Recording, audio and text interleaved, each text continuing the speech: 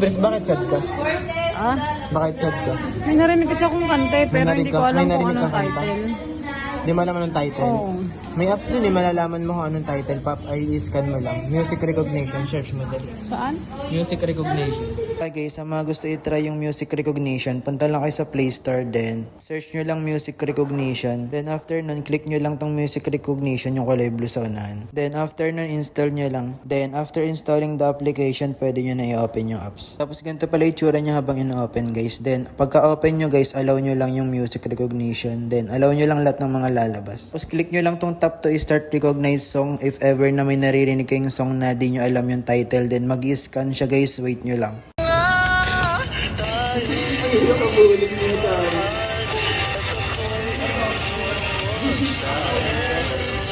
Ganun lang siya kadali gamitin guys. Pwede nyo rin siya gamitin guys habang nanonood kayo ng mga video sa TikTok.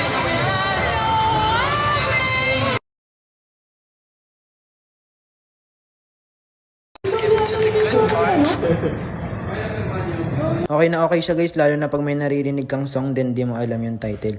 Kaya ano pang hinihintay mo? Download music recognition sa Play Store.